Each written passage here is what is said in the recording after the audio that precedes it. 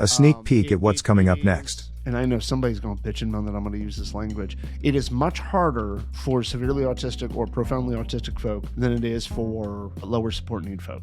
Lower support need people, yes, we have a problem with change, but it's actually easier for us to adapt to it. If we're asking people to be more accepting, we're trying to spread awareness and acceptance of people with autism. And we want companies to provide accommodations.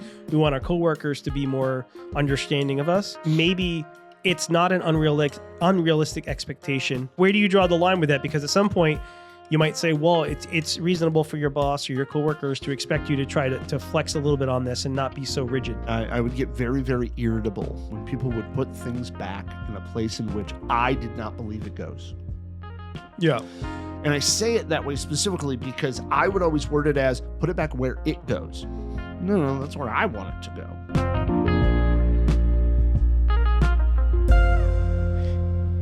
Welcome to another episode of On the Spectrum.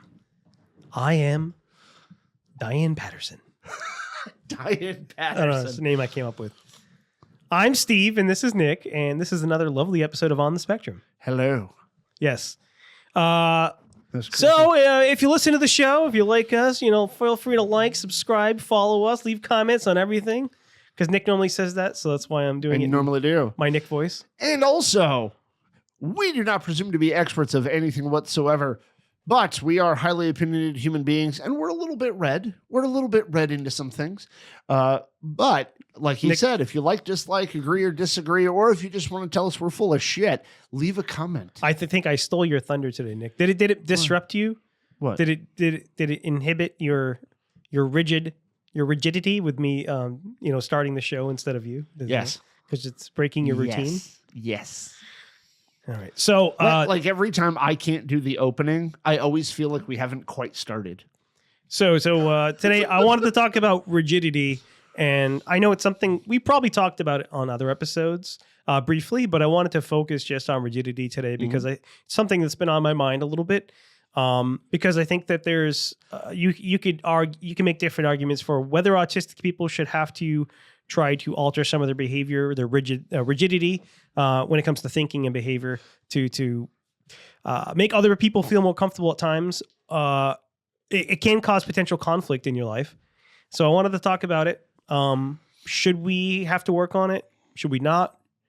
And what we can do about it. So before we get into it, I just wanted to explain what autistic rigidity is so we know what it isn't, because as Nick has pointed out before, when you go on TikTok, you go on Instagram or any social media, especially Facebook, places like that. Oh yeah. People like to lump everything into autism or ADHD or bipolar and lump everything in with their diagnosis that has nothing to do with it.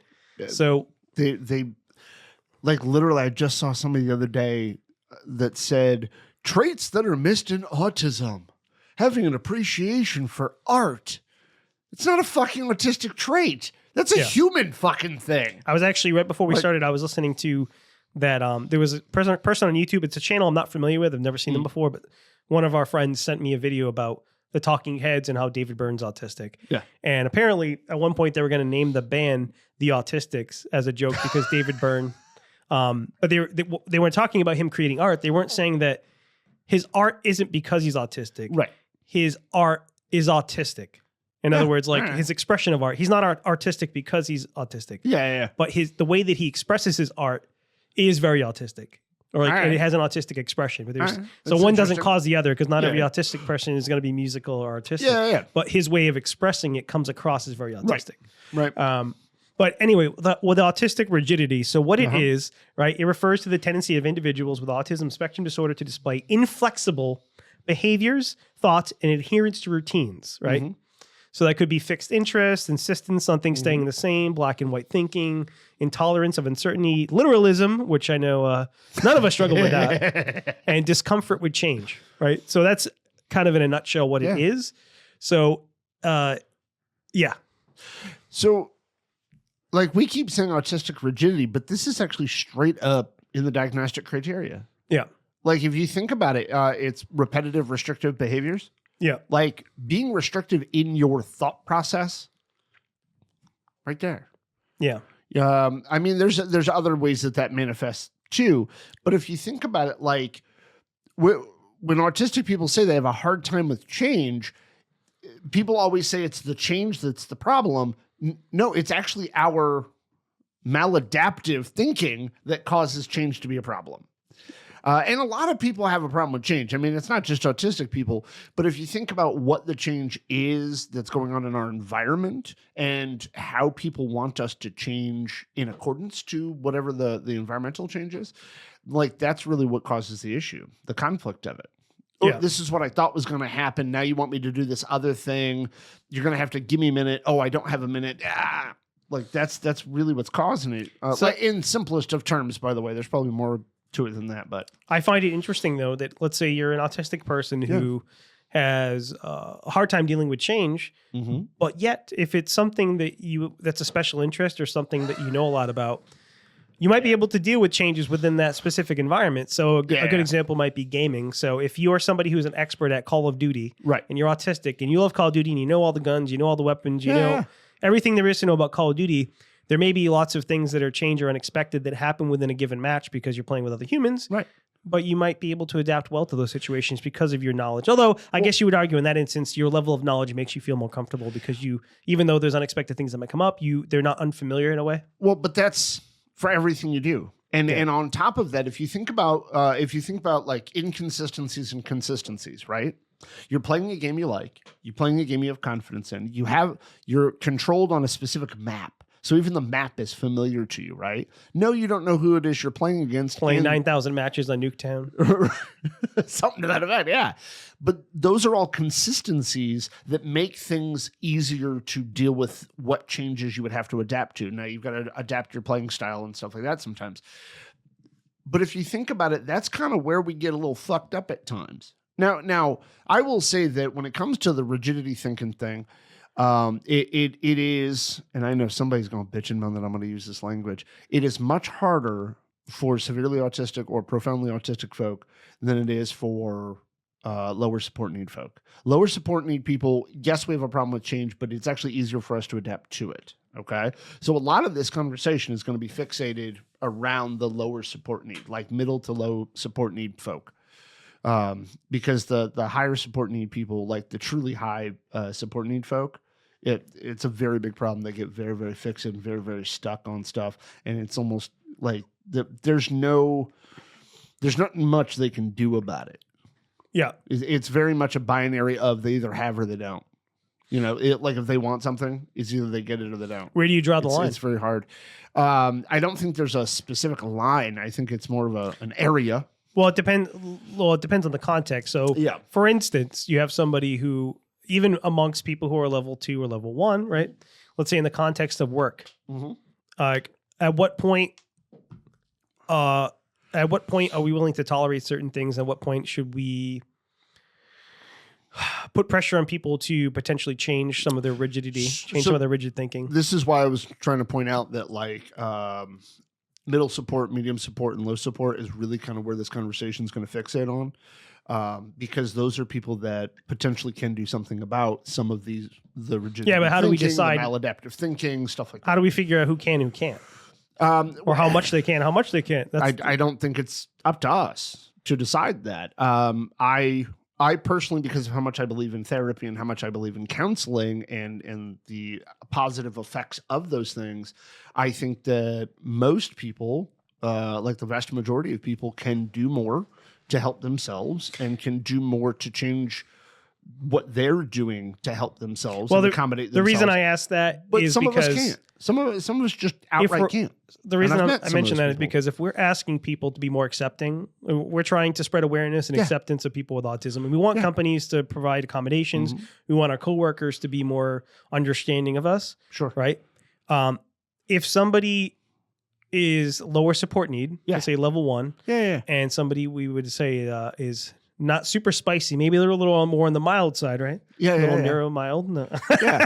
Mildly spicy. A little bit more on the Tabasco, not the ghost pepper. Yeah, right. Got it. If you're somebody who's that, maybe it's not an unrealistic expectation for your coworkers to have certain expectations of you, or maybe you changing some of your rigid thinking versus somebody who's a little bit more inflexible. Or you know what I mean? So like, where do you draw the line with that? Because at some point you might say, well, it's reasonable for your boss or your coworkers to expect you to try to flex a little bit on this and not be so rigid. So I think the problem in this conversation is because on the surface, I completely agree with you. Unfortunately, who gets to decide what reasonable change is? Who gets to decide how much time it takes to make that change? Well, that's what I'm asking. I'm saying because at some point, if we're saying that some people are not going to be able to make any change at all, and some people can, and there's a gray area, right, for people as to like what's reasonable and what's unreasonable. Yeah. So there is a point where it is reasonable for somebody to expect you to change. Yes, and because a lot of the times when this part of the conversation is had amongst people, the person putting the expectation is usually the person not affected by it. Or it's the person who is affected as a side effect, not the person who has the rigid thinking that they're trying to help. Right, but what I mean by that is like the boss should not be the one who gets to dictate how long it takes you to change your behavior. No, I think it would have to be a collaborative thing because and I'll explain why. But neither one of you could possibly understand. Hold on. Even the person themselves trying to make the change, it doesn't know how long it's going to take. The reason why I say it should be collaborative is because if you are the person who is stuck in that rigid thinking, you might underestimate or overestimate your ability to make that change. Yes. And you might struggle with making that change even though you're capable of doing it. Right. So it might take somebody putting a little bit of pressure on you to push you in that direction. Right. I also just had the thought too, when we're talking about changing behavior, it's up to you to decide what behaviors you want to change and where this rigidity in thinking is going to hinder you potentially. Yeah, why don't we give some examples? Good things. Yeah, because we're being very vague. There's also good reasons to be rigid in your thinking. There are times where, I might use a different word than rigidity. There are times where being a stubborn prick is a good idea. So an example might be being a stickler for the rules when it comes to work.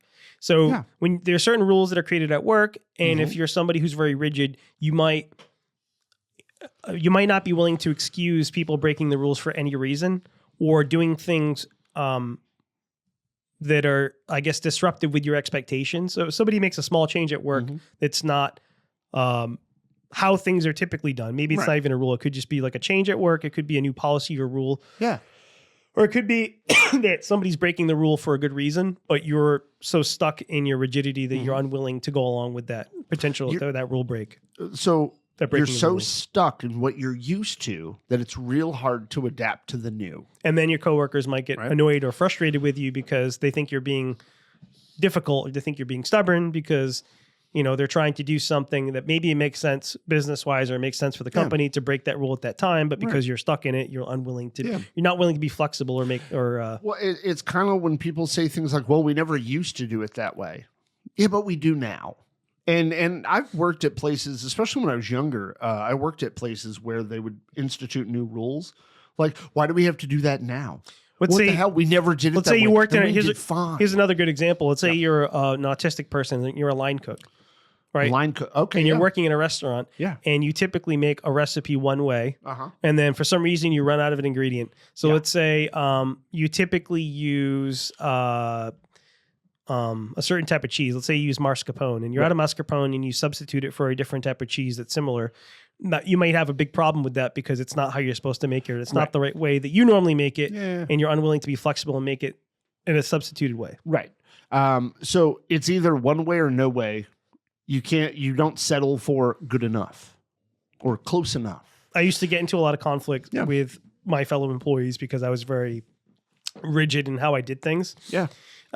Not necessarily doing it my way, but the way that I was taught or how the rules dictate we should do things. So I was very by the book type of person. Right. It's like, this is how the book says we're supposed to do it. This is company policy. And obviously people find that annoying a lot of times if you're always doing everything by the book, everything by the rules. So I also, as I've gotten older, I've kind of understood that there are some rules that are created at a company that are literally just there. That they're not. No, they're there to protect the company, so it's on paper. Yeah, sure. Like there's certain rules that are there just to provide the company. So I'll give you an example. Yeah. There are certain rules on the books that are just a way for a company to have an excuse to fire somebody if they need to. Yeah. So they don't necessarily enforce the rule, but if they need to enforce the rule, it's there. Right. Or to protect the company from lawsuits or whatever. Well, They put certain things in there. So like when you look up dress codes, Yeah. okay, now some companies have specific dress codes that are outlined, right? But a lot of them don't. And I'll tell you this, in like most of the professional settings or the casual professional settings that I've worked in, like in mental health and stuff, like in the employee handbook and their rules on dress code are so vague on purpose because they can enforce it eventually, but they don't write down anything specific. And nobody really enforces it until they need a reason to fire somebody. It's funny because I have seen dress codes that were super specific where it says like you can't wear a skirt beyond this length or it has to be like I've you seen can't those wear too, this but and I that. didn't. Okay, let me go back to my example. In the mental health jobs that I've worked, like when I worked, oh shit, where was it? When I worked at Sam Goody, it was very specific of what you could and could not wear. Yeah. When I worked certain retail jobs, it was very specific of the dress code because you had to wear their fucking polo. Yeah, my right? current job, they actually tell you what shade of jeans you can wear. Yeah, see, Chili's used to tell me what shade of jeans to wear, but in the casual and professional jobs that I've had in mental health, it gets very, very weirdly vague. And some people say, well, because it's up to the manager's You should just discretion. dress like no, I've literally seen people get fired for not following dress code, or at least get written up adding to their eventual termination for not adhering to dress code. But there was no specific dress code listed. Yeah. And it wasn't until you wear something that somebody doesn't like, then there's a problem with it. And that was something to me of like, that's not a real fucking You should thing. just dress That's not a like real you're fucking rule. Just dress up like you're treating Will Hunting. That's all. Yeah, like no, I used to have a cardigan. You know, I have a cardigan and I have button up the front shirts and shit. I like Robin Williams. Leave me alone. But yes, so in that regard, like I think there are some rules that are made that, like, especially because neurotypicals write a lot of this shit.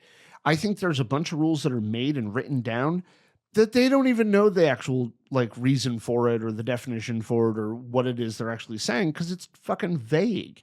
So to me, those are the rules that are like, meh, whatever. I don't need to follow this. Yeah. Why don't you give some examples, or I'll give examples too, whatever. But some examples though outside of work, because the reason that I thought about this topic to begin with actually had something to do with personal relationships.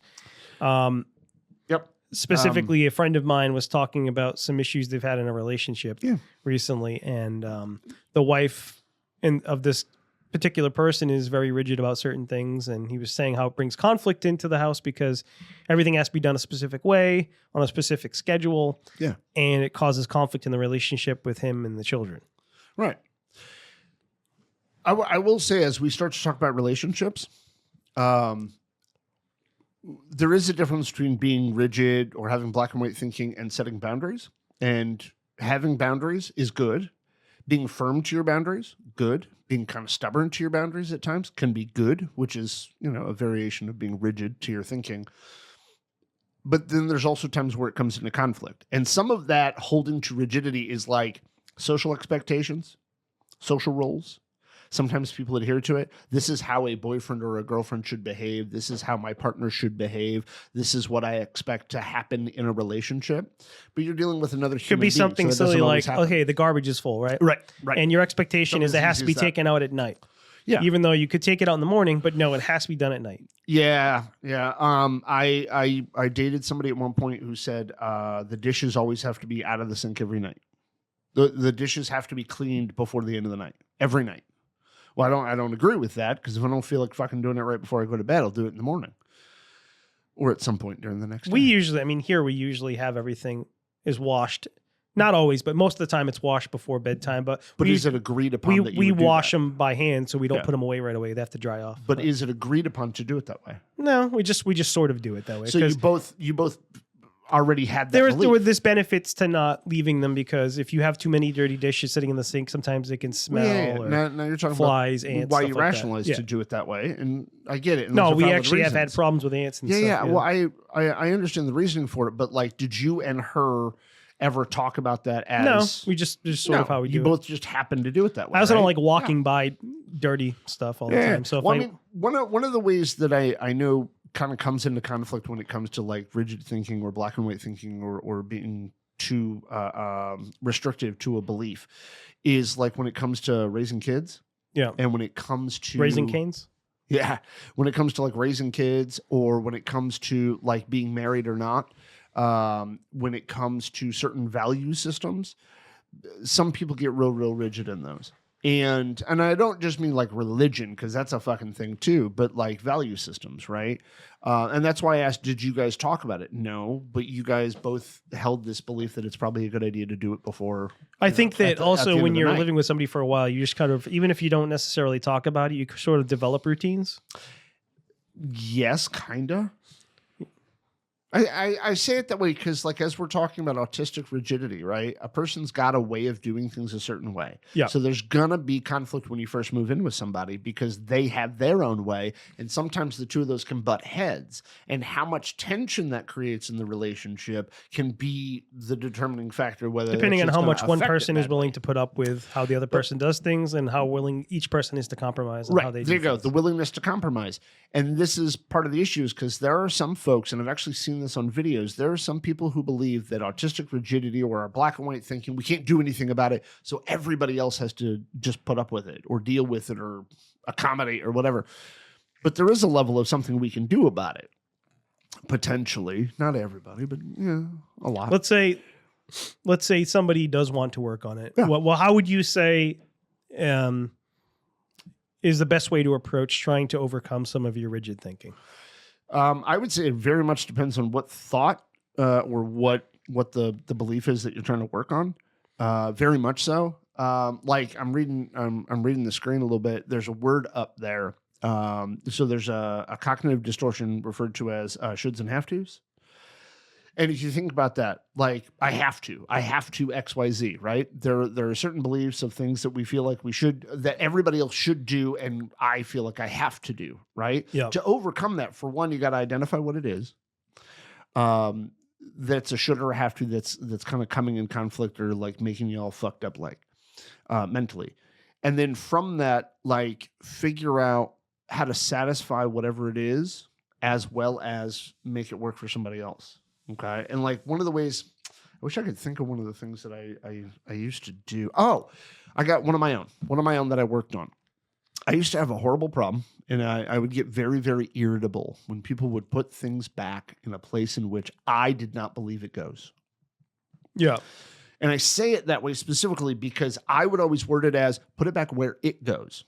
No, that's where I want it to go. But that doesn't mean that's the best place for it, and nor does that mean that's where anybody else wants it to go, right? But at the time, I was so stuck on the idea of that's where it goes, that's where you put it back. It's got to go right there. If I found it anywhere else, it would just grate on me. But that was my issue. And so one of the ways I worked on that was, I talked with my partner about what their belief of where it goes is and how they viewed it. But I also had to remind myself at times, and still to this day, I have to remind myself at times that I'm not the only one here. I'm not the only one thinking. It's not up to me. I get a say in where it goes, but it's not just up to me. What if the other person is putting something in a place that doesn't make any sense? But that's just it. It makes sense to them. They're putting it there. What if it's in a place that's actively harmful? Oh, you're going to have to give me an example then. I'll give you a ridiculous example. Please, Let's say that I decide to store the extreme. eggs in the. I decide to put my eggs in the oven. I store them in there In the oven. instead of the fridge. The oven's off, but I just put them in there to store. Yeah, them. you're just hanging out with them, right? Yeah. Then you would say, well, why are you putting eggs in the oven? They're going to go bad. Would I say that? I don't know. That's what I would say. I would say, why are you putting them in there? They can't, because they'll grow bacteria. Yeah, they will. Yeah, they will. That's a ridiculous example. But. It is ridiculous example, but I'm going to go with it anyway. And I'm going to say this. Has that ever come into conflict? Has there ever been a time where I turned on the stove, found them in there after the fact, and we completely ruined an entire carton of eggs? I've had stuff similar to happen. Not eggs, but I've had stuff similar happen before. Well, the reason why I'm asking that is because at that point, then it's become a problem. Or when I decided to move in with somebody, when I decided to move in with you, did you tell me about this? That you like, that's where you like to put your eggs? A more realistic example would be like, let's say, I mean, I can work with the. let's the say we crazy one, store man. toilet paper. Yeah. Let's say you like to put it under the sink in Right. the bathroom, and somebody else maybe puts it in the hallway. But what if you live with somebody who puts it in a room across from the house? So now if you run out of toilet paper, somebody has to walk across the other side of the house to get the toilet paper. And if I lived with that person, Yeah, you would say, well, isn't it easier if you run out of TP? Because yeah, I mean, I would say that, but I also wouldn't put it into the sink. somewhere but- in the bathroom. Yeah, is what yeah, I mean. I Like understand somewhere the point. closer to the toilet. Yeah, well, there's that rigid thinking right there, right? Like you said, under the sink, and immediately instead of just thinking, well, somewhere in the sink, somewhere in the my bathroom, example means like somewhere close to the bathroom yeah. versus somewhere across the other side of the house. All I heard was sink, and I'm like, no. I would Let's say never you had put a it under pantry, there. like a Fucking pantry, and black mold. No. you have a closet or a Yeah, pantry yeah. somewhere in the house, but it's not So- near the bathroom. So I would, for one, I wouldn't wait in that situation to have it be an issue. I would. That's something I've learned that I should ask people, like when I live with So, somebody. do you think it where would make more keep sense this? if you put the TP Nope. under the? I wouldn't even try to convince them differently. I'm asking I a would- question at that point, make it their idea, Nick. That's how you No, sell. see, that's called manipulation, good sir. I It's wouldn't not even- manipulative. Yeah, whatever. I wouldn't even do it that way necessarily. I would have a conversation because I want to know from their point of view of why they don't put it anywhere near the bathroom, because it doesn't make sense to me. But also, if I'm going to be living with them, can we compromise and put it somewhere closer and somewhere more middle ground? Or just leave it on the other side and wait Between till they the walk toilets. out and with their underwear around their ankles, scooting across the hallway to get another hole. I would try to figure out a middle ground of it. Yeah. As well as like, just because of my history of living with, people I didn't get along with, or eventually didn't get along with. I can't imagine you not like- getting along with anybody.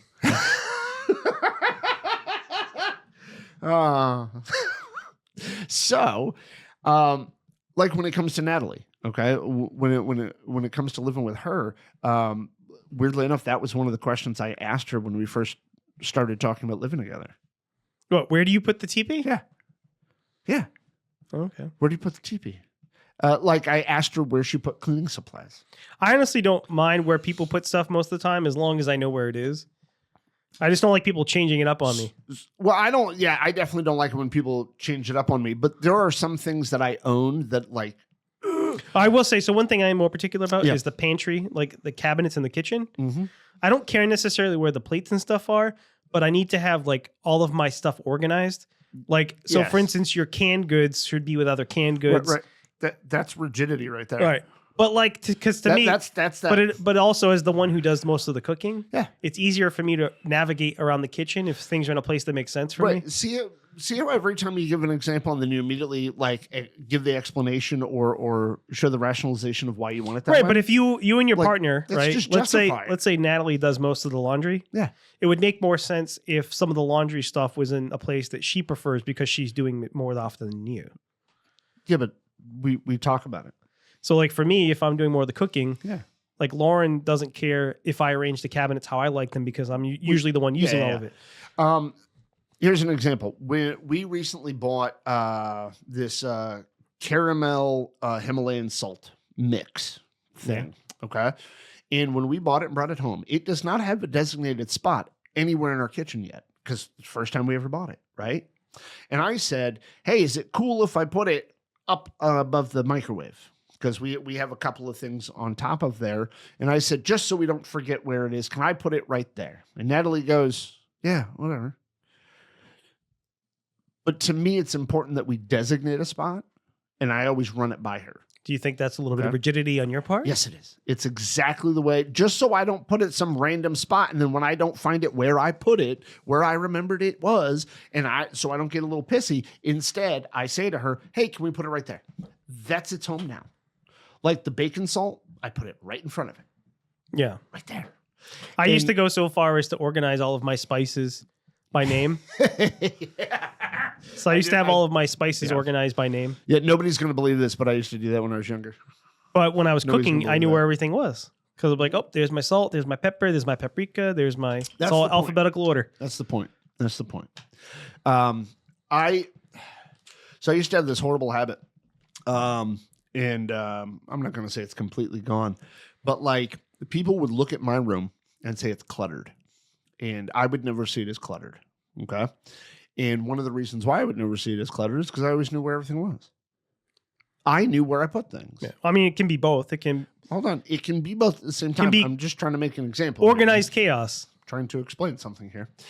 But anytime somebody would look at it, okay, even when like I first got with Natalie, first lived with Natalie, she would see it as chaos. She would see it as cluttered. It was never, I could never see it as cluttered because it always made sense to me, right? And I couldn't quite flip that switch of like see it from her point of view. I've seen people who are extremely messy, but they know where everything is, so they're comfortable with it, even though most people would consider it messy or dirty because there's like maybe there's clothes everywhere or stuff like that. But they're like, oh, I know where everything is, and I feel comfortable with it that way. Well, it's very similar to that. Like I have 2 pairs of sweatpants, right, that I kind of alternate throughout the week that I wear to bed. I hang them over the chest at the end of the bed, right? And there are at times that it's irritated her that I just kind of lay them on the edge of the chest at the end of the bed, because other things, there's so much other stuff going on that seems out of place to her that is something that irritates her that I need to do something about. But I always leave it there. I always put it there. That's the it spot, right? In my head, that's its spot. But to her, it looks messy that way. It doesn't look messy to me though, because that's where it goes. Yeah. Right. And me and her have had conversations about it. When we first got together, we had to have a lot of conversations about where things go in every fucking room. And we actually sat down and had conversations about it. We talked about where the coffee maker goes in the kitchen. We recently changed where the microwave was. And we had a 10 fucking minute conversation. I think where it was going, but why we needed to I move used it. to be more rigid about that stuff. And nowadays I don't really care as much. The only thing that like I don't like I usually, if I have a problem with, is moving furniture. Yeah. Because I don't like furniture to be a certain way. But as far as other objects and things around the house, I'm not as picky about. Like the office, if somebody came in and rearranged the office, I'd probably get a little annoyed because I have it set up this way for a particular reason that suits me. And so if somebody else changes it, I'm like, what the fuck are you doing? So I will say that like if you're a person who lives by yourself, and you don't have a lot of friends come over, or if you don't have anybody coming over to your house on a regular basis, a lot of what we're saying right now is going to be like, whatever the fuck. You got to think about for yourself where some of what we're talking about actually extends to the rest of our lives. So when it comes to that particularness, okay, and here's an example. If you're a person who doesn't step on a crack on a sidewalk, and you always avoid all the cracks and the seams in between the 2 pieces of sidewalk, right? It might seem harmless that you're avoiding those cracks on the ground, but the thinking that causes you to avoid them might be a problem in other parts of your life, and you're not necessarily connecting that, okay? So it's maladaptive thinking, right? It's an inability to adjust accordingly, basically. I mean, please don't quote me on that one, but that's essentially what it is. But having more adaptive or having more of a not loose way of thinking about things, but it can be a little bit easier if you can, quote unquote, go with the flow. So what would your advice be for somebody who's dealing with somebody who's extremely rigid? So it could be at work or in a relationship. If somebody who's dealing with something with being rigid in a way that is actively causing problems or causing conflict for you or the company. Okay, so for you as company. For you, as far as like when I mean like causing, because if we're talking about a workplace, it could be that it's causing problems at work interpersonally, or it could be causing problems business. So it could be like something affecting customers. So you know what I mean, or interpersonally. So he, I think I'm going to go on the personal or relationship side of it, like the friendship relationship, or you got a family member, something to that effect, because the work one gets harder. But I think the same kind of stuff kind of applies. I have some advice for work. For one, you need to identify what it is in you that's getting fucking irritated by what they're doing. Okay.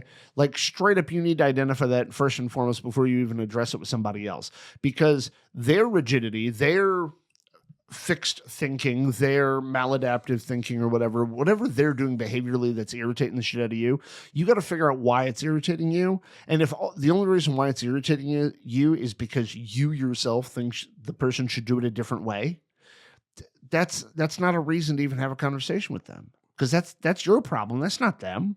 Now, if they're doing something that actually affects other people and gets in the way of other people, well, the example that different. I gave where it was causing them to argue over things that, let's say you're constantly arguing because they expect you to do things a certain way and you're not doing them the way they want to, but you're not doing it wrong. So let's say I do the dishes at a certain schedule, or I do the laundry my way and you don't like the way I do it, or just anything, because let's say we argue over every single household chore because you have a very specific, rigid way you want it done or time you want it done.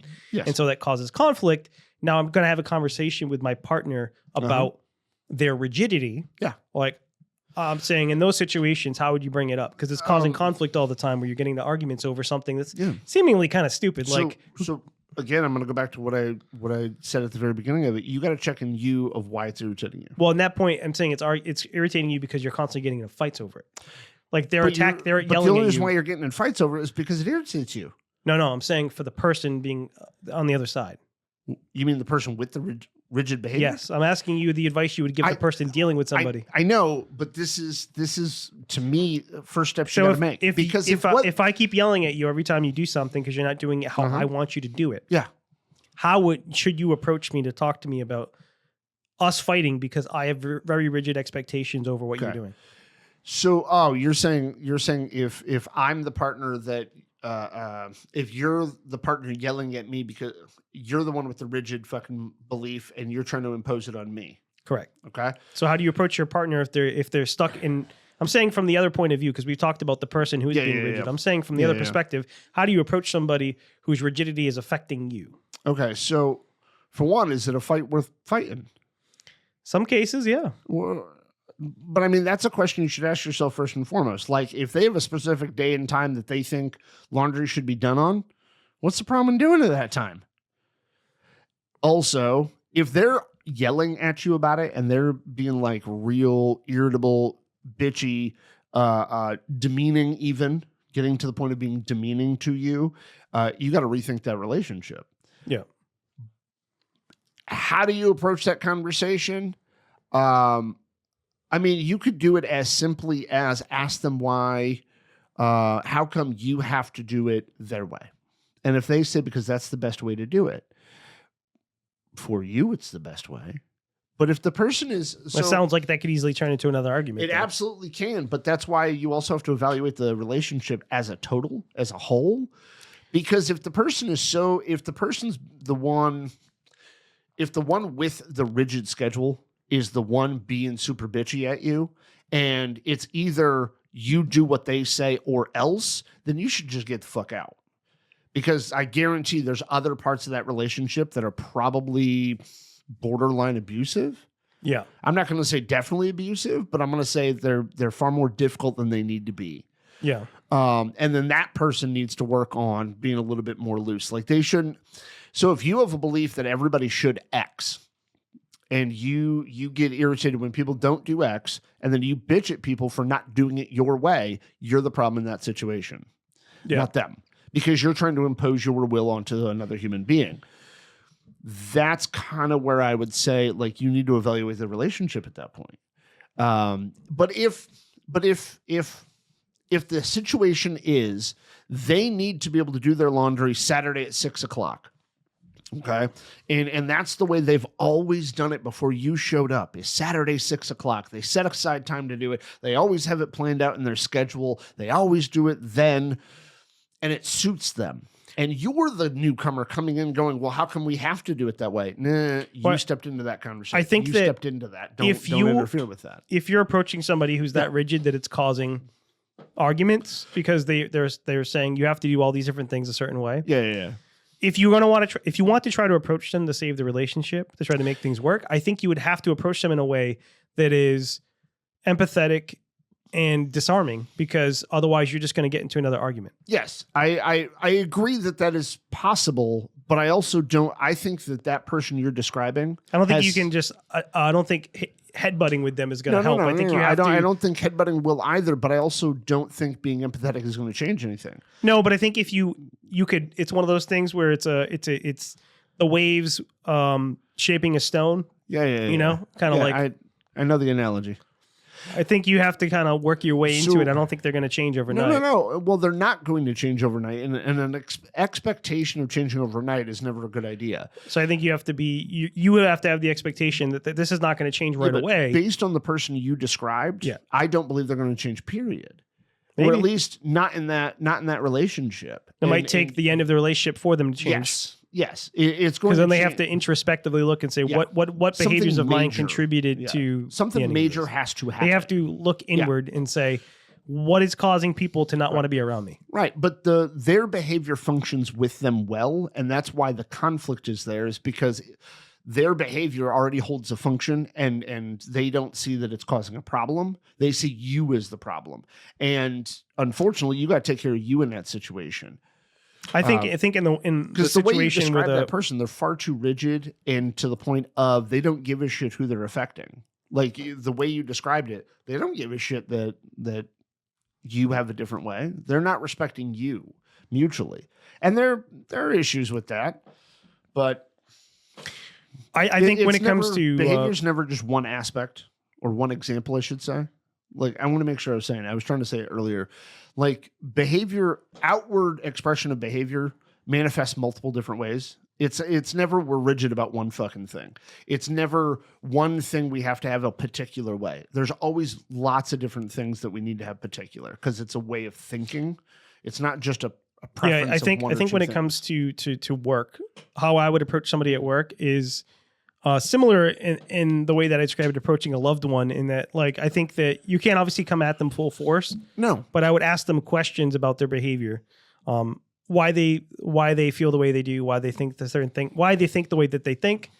And then you can try to plant little seeds to cause them to question how they particularly do that thing. Because I don't think that if you don't question them on it, that they won't change at all. Right. And you can't force them to change their thinking. But I think if you question them on it and get them to start thinking about why they're doing what they're doing and how it might be impacting their performance or impacting the relationships they have at work or whatever the case is. Maybe. So if you're constantly getting into fights with people at work, you're not blaming them or accusing them, but you're asking them questions about why they do things the way they do and maybe helping them to question, like, what behaviors am I doing that are contributing to this? And is this something I can change? Or why am I so fixated on doing this thing this particular way, or et cetera? So it's been my experience, and this is just anecdotal. It's been my experience that if a person doesn't know that there's a problem, meaning they're not introspective or self-aware enough to view what it is they're doing as even a potential issue or a potential cause of an issue, then even if you point it out, it's not going to fucking matter. They're just going to defensively shut it down. They might. But I think and I'm not saying everybody. It's just been my experience that, especially in a workplace environment, if you point out something to somebody that they're doing that they may or may not be aware of that is creating a conflict or creating a problem with other people, a lot of the times they have a tendency just to shut it down anyway. I think that they might do that initially, but it might cause them to reflect later. Maybe. So you'd say, hey, do you you're always complaining about getting into arguments or fights with X, Y, and Z.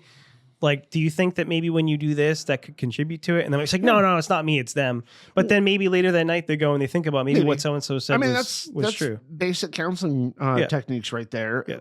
It's just, I've also seen that, like, sometimes when you use counseling techniques outside of an understood counseling relationship, it actually causes things to get far fucking worse. And I'm not saying always, and I'm not saying everybody. It's just I've seen that work. I don't know that that's counseling. It is. I'm just saying that's how I've dealt with stuff in the past. Yeah. I mean, it kind of borders on motivational interviewing a little bit. Not completely. That's just how I would deal with somebody. I know, but they're reflecting after the fact. There's no way to control that, right? Yeah. But if you don't have that conversation, they might never. And even if you do have the conversation, they might never. Well, I bring that up because people have done that to me, and there's been bosses and other people I worked with that got me to reflect on some of my behavior, and then it didn't always happen right away. It would take a while. Maybe after always changes over maybe time. After several conversations, I start to realize, oh shit, this is my fault. I would also say that there's also kind of a tendency to go in the other direction too, where people have tendency to blame themselves way too much for a lot of things and kind of hold themselves accountable too much. Because there are other people too. Okay, so to give an example, I call myself on the podcast on a regular basis, I call myself an asshole. Now, some of the traits that people have called me an asshole for is because my tone at times sounds combative, sounds abrasive, sounds assertive, or aggressive. But that's only a problem to some people. Some people don't use those words at all. They describe me as being passionate. They describe me as being forthright. They describe me as being confident in my tone. And the reason why I'm pointing that out is because our behavior can be viewed by one person as a negative, and sometimes by another person or another group of people can view it as a positive. So it's not always necessarily that the thing you're doing is a problem. Sometimes it's the interplay between the person you're talking to and the behavior itself. Yeah. And so that's why I first initially said you got to look inside yourself and find out what's irritating you about what they're doing, because that can be a factor to it. It's not always somebody else because you're irritated. I was told that I was very abrasive in the past. Yeah. When at work, when it came to like whenever I was put into a position of authority, and it took me a while to realize that it wasn't always what I was asking people to do. It was just how I approached them. Yeah. I mean, a lot of the times it's like, I have a very matter-of-fact way I used to have a very matter-of-fact way to just ask people to do things. Just you? Where they thought I was being a dick. Just you have a matter-of-fact way of saying things? What do you mean? Anyway. Autistic. But my boss told me that people thought I was being rude or abrasive. And I'm like, what? What do you mean? And I didn't understand it. And it kind of took a long time for me to figure out that it's just like, if it's more about how people feel. It's about, making people feel comfortable and confident. And, if you're somebody's boss, you have to make them trust you and make them have confidence in you. Make them have confidence in you? Yeah. You'll have to put yourself, your behavior has to reflect, certain things, right? So your behavior has to show people, or you have to do behaviors that show people that they can trust you. Yes. Instill confidence in you as a leader. You have to do things. That sounds better than you have to make people. Well, make them by doing certain behaviors that are going to cause them to have more confidence and trust in you. Yeah. Also, in being supportive and inspiring, giving people positive feedback, things like that. They're going to help them. They're going to be more willing to listen to you if they have respect for you and confidence in you, because you're being polite and you're being supportive and you're all those things that make people feel good. But if you don't do those things, they're just going to think you're a fucking asshole. So I will say that when people are in positions of management and leadership roles at like jobs, they say a lot of those words. But really, when it really comes down to it, the person's listening to you not because of most of the things you just named off. It's because they want their fucking job. Yeah. And actually, I'm going to say this just purely not out of I think most people who are working jobs only listen to their boss because it's a fucking job and they want to keep their job. I'm going to say this from my own perspective. I've never once listened to a boss because they were fucking inspiring or because they right, but you're going to be more willing to any of that shit. It was because I didn't want to get fired because I needed money. But that's also you. And I think that that's people why are going to be just me. A lot of people are going to be more willing to listen to their boss if they do those things. And because as a leader, right, if you have people working under you, it's hard to get them on board with whatever projects or things you want them to do if they don't have respect for you. They're gonna, as soon as you turn around, they're gonna be like, fuck that guy. Yeah, right? every training program I've been at any job that talked about, when you have when you're a supervisor or when you're a manager, when you're in charge, when you have a leadership role, these are all things to do. And I've heard I've actively seen the difference between people being on board and not being on board. Yeah, and I'm not saying they don't work. If you have a good relationship with your employees, they're going to be willing to go along with what you want them to do. So I will say, take it outside of a business. Take it outside of a position where you have the ability to fire somebody and affect their paycheck. Try those same things, and you will get less of a result. Maybe, but I mean, coaches do the same thing. Like coaches on teams, the people are choosing to be there, which is a difference to it. Yeah, you're not walking up to strangers, but Okay. I'm just saying, Well, like, no. The reason why I'm but bringing if you have this an up, though- effective leader versus an ineffective leader, is what I'm talking about. So the reason why I'm bringing this up though is because a lot of people have tendency to believe that you can get somebody to do something they don't want to do, or you can inspire somebody to work harder somehow. No, they work harder because they want to work harder. Like no matter how good or bad of a boss Well, that's you why are, a good leader will person find can. what people's motivations are. I'm just saying that if you take it If somebody's first time, if somebody's first time only you direct one, a show, if first someone's time you only direct a show, motivated by you let me money, know. What? if somebody's only motivated by money, Nobody's motivated by money. I'm saying if somebody's only motivation for Yeah. work is like the only way you can get them to do certain things is to offer them more money. Uh-huh. Okay, well, you know where they stand. Yeah. If somebody reacts well to positive feedback, right? There are some people who just like praise and like being recognized, right? And obviously, money's a factor for everybody at work, Right. But some people, just the fact that they're getting recognition, Yeah. or getting let's support a prize recognition Yeah, for their work, it keeps them motivated to continue working because they're receiving praise and recognition for it. Versus if you work for a company that never gives you any praise or recognition. So I keep trying to pull it out of work and you keep bringing it back anyway. What I'm saying to you though is if you take it out of a situation where you actually have power, where somebody has to listen, doesn't have to listen to you at all, and you try the same things, the results are not going to be the same as what you're talking about for work. I know, but we were talking about work You as a initially. real, I know, but I also did say several times, taking it out of that. Okay. Okay.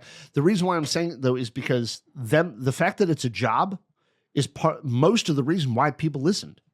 Like a lot of those leadership things that come out of industrial organizational psychology, a lot of that is derived because some CEO, some VP said this is what they did to motivate their people. If you are real and genuine and upfront with somebody outside of a work environment, that can actually motivate somebody more. Establishing more of a connection with somebody can actually motivate somebody more to get work done more and to be more dedicated to something. And the reason why I'm pulling it out of that for a little bit is just because like the reality is if you hold power over somebody, you can say all the inspiring things and you can give them positive reinforcement all day long, but it's ultimately the fear of punishment that is going to drive them to listen to you and to follow what you tell them more. I don't know if that's true. I mean, positive reinforcement only helps somebody just so far. I'm talking about like real world examples of companies that do well versus don't do well. Because at the end of the day, like somebody can just quit and find another job, or they can start looking for another job. You have a lot of companies nowadays have a lot of issues with loyalty and tenure, because if you treat your employees like crap, they're just going to start looking for another job and quit as soon as they get a new one. Depending on what field, The companies that retain employees and have high retention rates are the ones that do those things. They treat the people good. It could also be they pay them better. Yeah, it might. Sometimes it's not even the pay. It's just they offer decent benefits. It could be that Right, like they're offering. if their job is less stressful.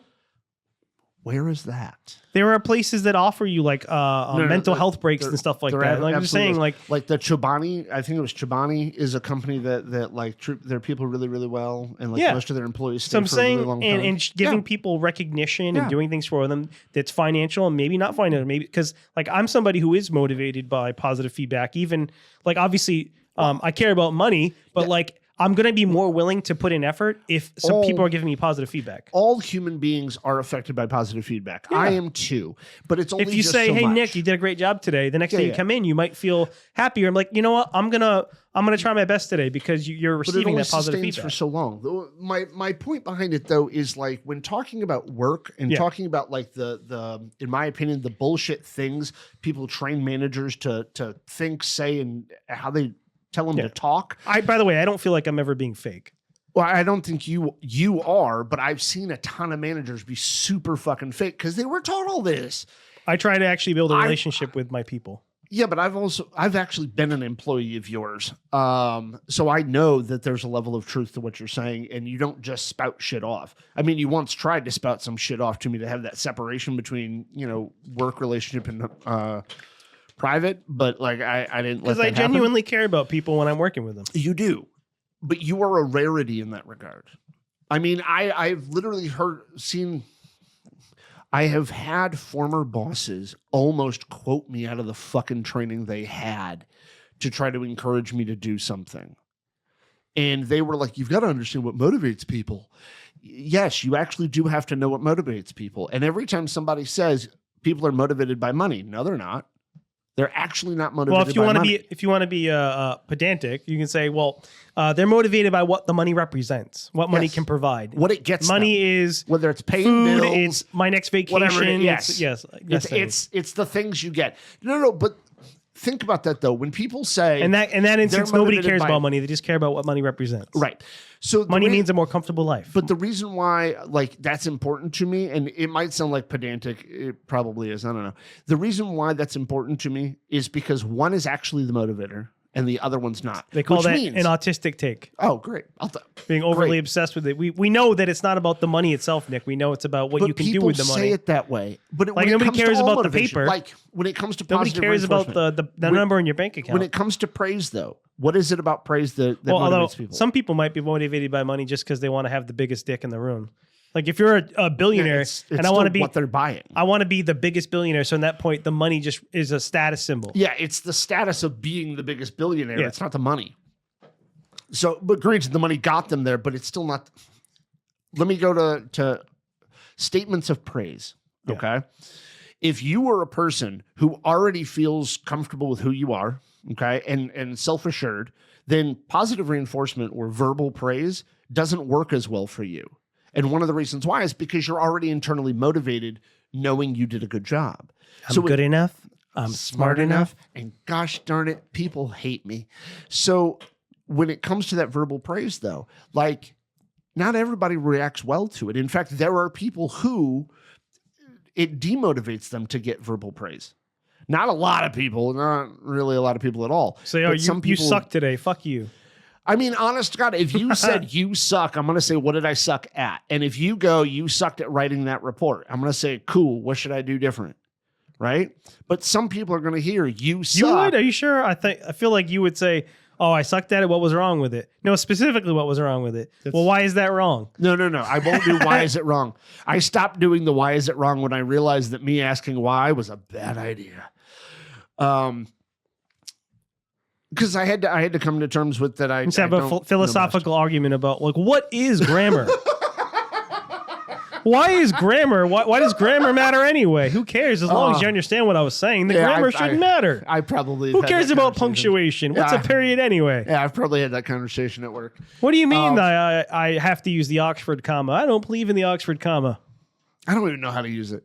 Anyway, I don't. No, I've had to come to terms with the fact. Okay, this is going to sound fucked, but I've had to come to terms with the idea, okay, that I don't know as much as I thought I did. And no, I didn't think I know everything. But there are certain things, certain topics that I actually thought I knew more than I actually ended up knowing. You know what's funny? And I wasn't going to bring this. Oh. So I've come to terms with it. I ran into somebody the other day who is a therapist. And I started talking to them. Wait, you weren't going to bring this up, but you're going to anyway? Yeah. Okay. I was talking to a therapist, and I realized after about a few minutes of talking to them that they didn't know anything. And like, they were asking me like, oh, how do you know so much about this stuff? And I was like, well, they asked me what I went to school for and all this stuff. I'm like, I didn't finish school, and I just read about stuff on my own. Because I was talking about the DSM, and I was talking about certain mental illnesses and different things like that. We were talking about ADHD and bipolar and autism and all these different things. And this person was impressed with my level of knowledge and certain things. And I'm like, but when I was asking them questions and talking to them about stuff, and I was talking to them about CBT because they're a therapist. Oh, yeah. And I realized they had no fucking clue what I was talking about. Right? Like, that's shit me and you talk about a lot. But I was talking about different forms of CBT. Yeah. And she was looking at me like I had 4 heads. And I was like, how is this person a licensed therapist? Because I'm nobody. I have no education. So. Wow. Okay. I mean, it happens. I mean, so I will say this, and I'm actually going to say this because there is a couple of creators that do have a couple of autistic creators that are on social media who do have master's degrees, and they have many a year's experience doing fucking work with folks with needs. And they've got a bunch of years of experience of being therapists or some shit, and they get some shit wrong. And I don't just mean it's a difference of opinion between my philosophy and their predominant philosophy in counseling. I don't mean that. I mean they get shit fucking wrong. And one of them I tried to call out the other day because I really hated the fucking video they put out. I really fucking hated the video because not only was it factually wrong, okay, but then even their attempt to paraphrase and make it succinct of the topic, it was a type of therapy they were talking about, was wrong, like completely wrong. Like their way of explaining it was just totally fucking off base of what it actually was. And so they started by saying that it was a certain therapist who created a certain type of therapy. It was, in fact, that person is not the person who came up with it at the fuck all. They are not even the person, like you can do a basic Google search to find out that they were fucking wrong, right? But I knew they were wrong because I read the fucking book that the actual person wrote about it. And then in their summation? Yeah, I think that's the correct word. In their summation of what that therapy was, like how it worked, they were just completely fucking off base. They were actually describing more of, you right there, guy? They were actually describing more of like psychoanalytic therapy, but they were attributing it to CBT, and they were saying that that's how it worked, and it didn't make any. Anyway, to anybody who doesn't understand where I'm going with this and whatnot, it was just that these two people were fucking wrong, like drastically fucking wrong in what they were saying. And my point behind that is, just because somebody got a degree does not mean they completely understand all aspects of the fucking thing they have a degree in. Yeah. Like there's a couple of doctoral people, like people with doctorates and PhDs and shit that I've seen online that they get some shit wrong. And like, I don't have an educational standpoint to say they're wrong, but I can tell you that they're fucking wrong with the way they color some things. One person in particular, I called them out on something because they made a little funny video of the different types of therapies, and basically they tried summing up psychoanalysis as just being wanting to fuck your mom, and that's it, right? Isn't that just a joke? I mean, Freud did actually have Oedipal complex, and it does come from that Greek story about some kid who wanted to fuck his mom and shit, but there's way more involved in it. But anyway, even when I went to school for Didn't Freud psychology, have a lot of like sexual fixation stuff? yeah. In his... Oh, he like a vast majority of his shit was all about like hidden sexual desires and internal sexual fucking wants, starting from childhood and being a baby. Yeah.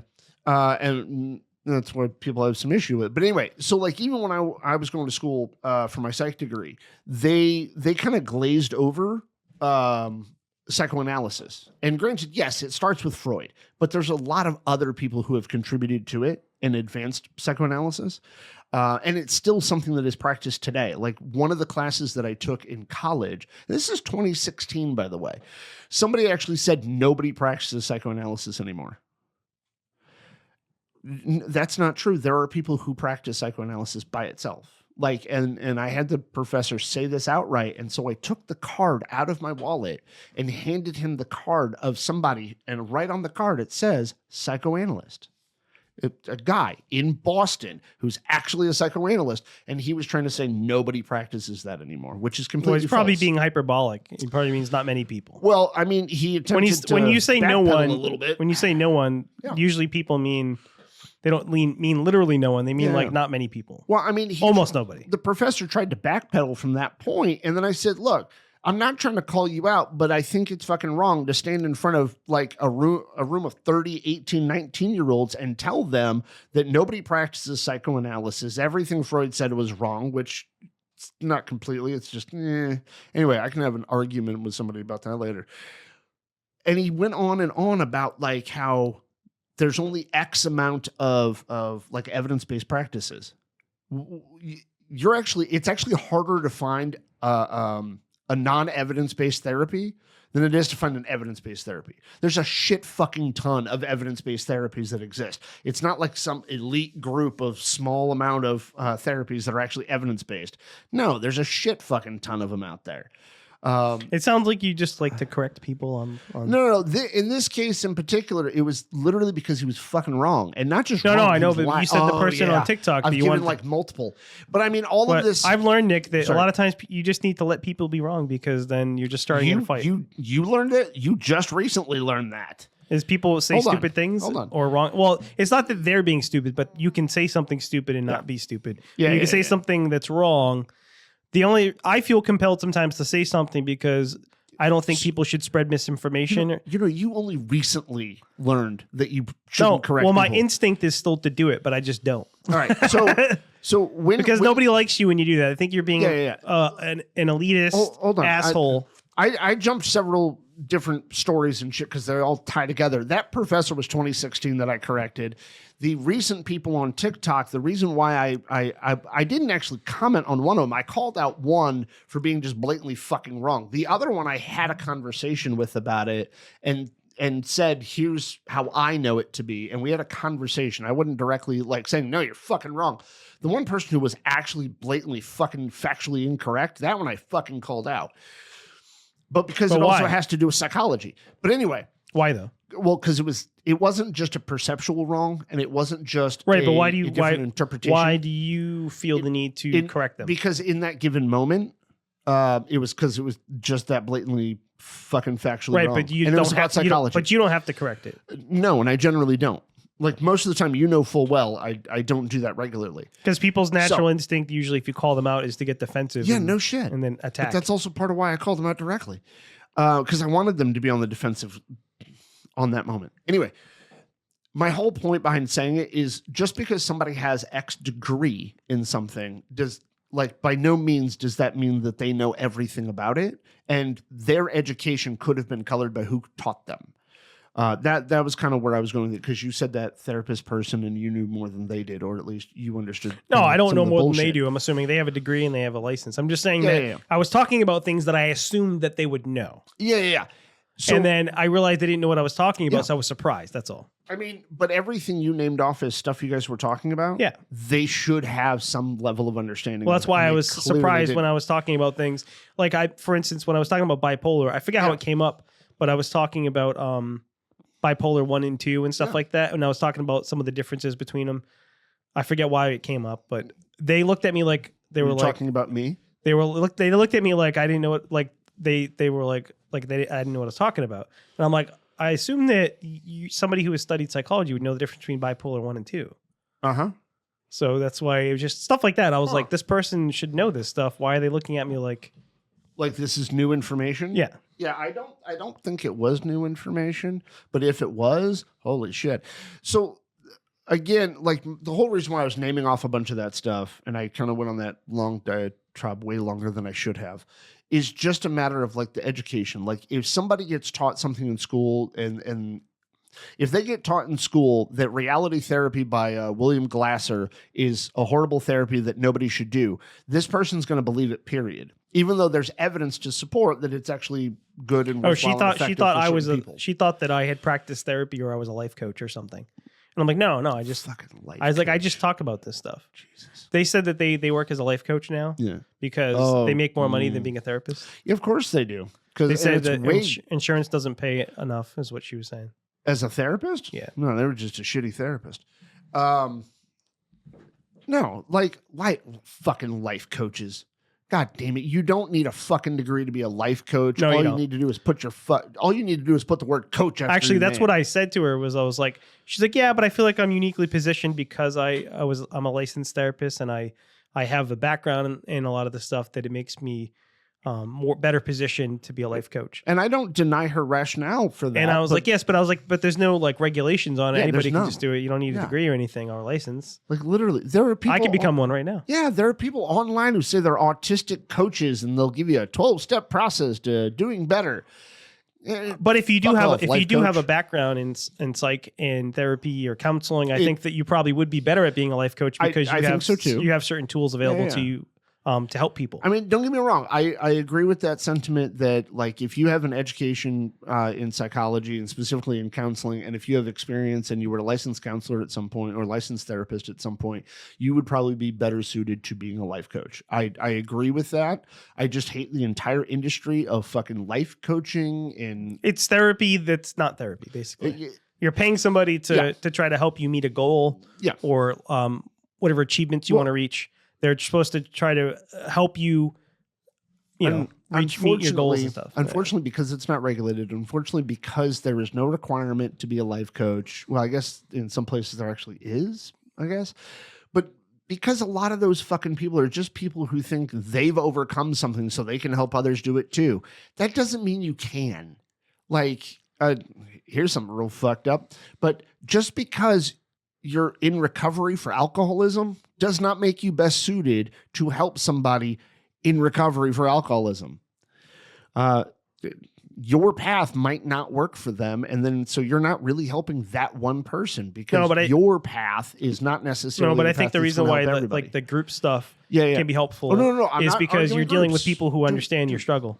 Don't mishear what I'm saying. Yeah. I'm not saying AA does not help people. I'm saying your recovery, the individual's recovery, but even one-on-one, I may not be able to counsel you or give you therapy per se, but if I'm somebody who's been through the same thing, we can at least relate on that level. Like, I know what you're going through. Yes, that can be super beneficial, and there's evidence to support that, Steve. I was saying it's based on the assumption that just because you went through it doesn't make you suited to be able to help somebody else.